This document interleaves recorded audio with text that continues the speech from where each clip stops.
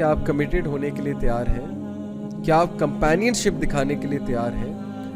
یہ ہے اصل میں سائیکالوجی آف لو, کہ کس طرح سے لو کی سٹیجز ڈیولپ ہوتی ہیں. اور یہ سٹیجز تبھی ڈیولپ ہو سکتی ہیں جب انسان اسلامک کنسیپٹ کی طرف ہی جائے گا, مودہ, رحمہ اور ایک دوسرے کو سکون دینے کی سائڈ.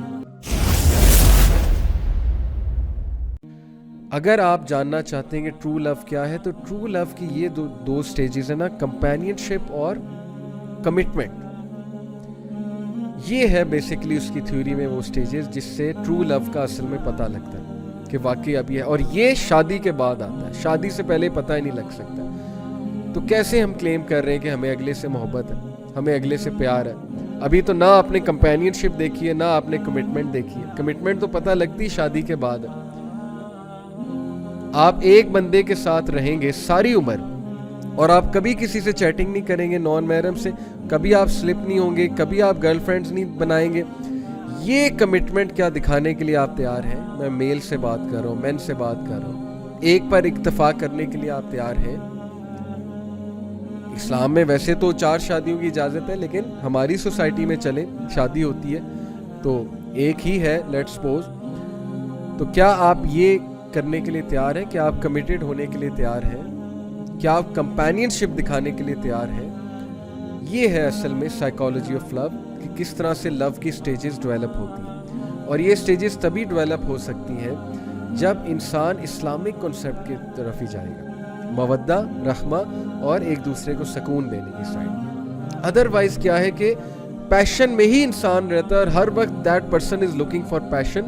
اور جب وہ پیشن نہیں نظر آتا تو وہ سمجھتے ہیں کہ now we don't love any more, now we don't love each other any more, کیونکہ پیشن ختم ہو گیا, وہ سپارک ختم ہو گیا, سو کالڈ سپارک. اب وہ اٹریکٹیونیس نہیں آتی ہے, کیونکہ غلط بیسس پہ لو ہوا تھا. جب بیسس ہی غلط تھی تو پیشن نے تو ختم ہونا تھا, انٹیمیسی نے تو ختم ہونا تھا, بیسس ہی غلط ہے. تو یہ ہے وہ معاملہ جس کی وجہ سے بہت سے لوگ غلط ڈیسیجنز لیتے ہیں, غلط سائڈ پہ جاتے ہیں, اپنے آپ کو پھنسا لیتے ہیں کسی کے ساتھ. پھنسانے کے بعد ان سے نکلا نہیں جاتا اس چیز سے, کیونکہ ان کی ایگو آتی ہے. یہ بھی ایک بڑا مسئلہ ہے. مجھے بہت سے لوگ کہتے ہیں جی کہ ہم اس لیے نہیں چھوڑ سکتے اگلے کو, ہمیں اگلے سے بہت محبت ہے. میں کہتا ہوں محبت نہیں ہے, یہ آپ کی ایگو ہے جو اب آپ کو چھوڑنے نہیں دے رہی. آپ کی ایگو سامنے آ رہی ہے. آپ کی ایگو آپ کو اندر سے کہہ رہی ہے کہ یہ بندہ تیرے ساتھ اتنا عرصہ رہا, تو نے اتنا کچھ کیا اس کے ساتھ, اب تو اسے چھوڑ دے گا تو میرا کیا بنے گا, انا کا کیا بنے گا, ایگو کا کیا بنے گا. تو یہ محبت نہیں ہے, یہ ایگو ہے اصل میں, کہ آپ سے اگلا بندہ جو ہے چھوڑا نہیں جا رہا, حالانکہ آپ کو سمجھ آ گئی کہ یہ بندہ یا بندی میرے لیے ٹھیک نہیں ہے. Over the years you have understood. اپنا دماغ بھی ہم نے جو ہے وہ خراب کیا اس کے پیچھے, اپنی انرجیز بھی ضائع کی, اور اس کے بعد نتیجہ وہی نکالا کہ نہیں یہ میرے لیے ٹھیک نہیں ہے, تو کیا فائدہ ہو. تو اس لیے اگین ڈسکشن وہیں پہ آتی ہے کہ اپنے آپ کو بچا لیں.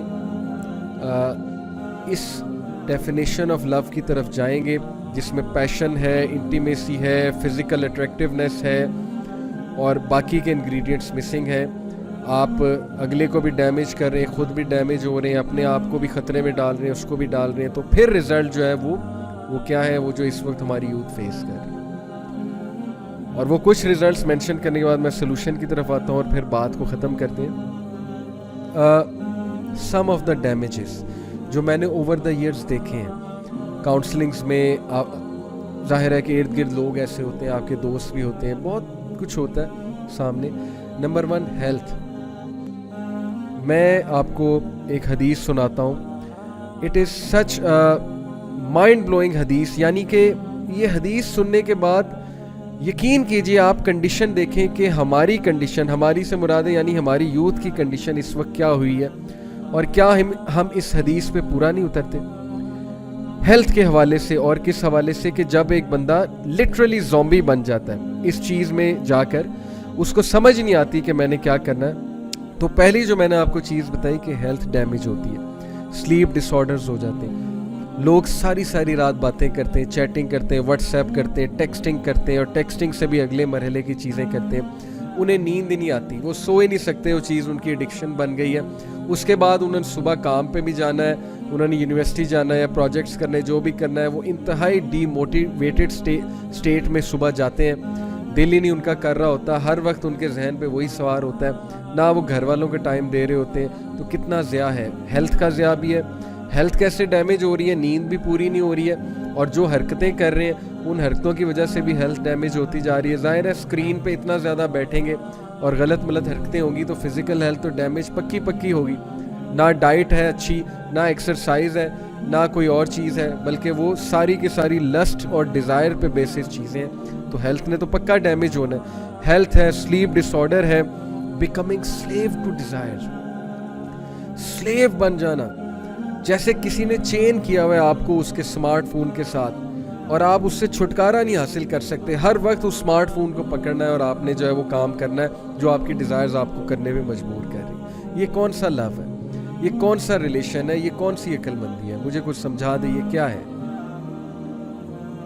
So I will tell you this hadith. This is such a mind-blowing hadith about this state جو میں نے ابھی آپ سے ڈسکس کی ہے کہ اللہ کے نبی صلی اللہ علیہ وسلم نے اس اسٹیٹ کو کیسے بیان کیا. اس کو میں کہتا ہوں زومبی اسٹیٹ, کہ یعنی جب آپ کو چیزیں جو ہے وہ سمجھ نہیں آ رہی, آپ کے سامنے ساری چیز واضح ہیں.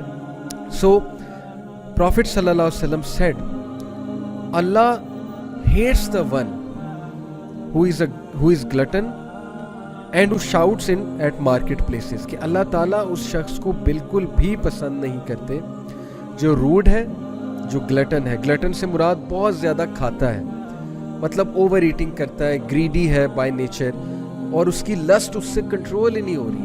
یعنی جسے ہمارے سوسائٹی میں کہتے ہیں نا کہ انسان ایکسپلوڈ کر رہا ہے, پھٹا جا رہا ہے. روڈ ہے, گلٹن ہے, شاؤٹس ان دا مارکیٹ پلیس, اوچھی حرکتیں ہیں, شاؤٹنگ ہے.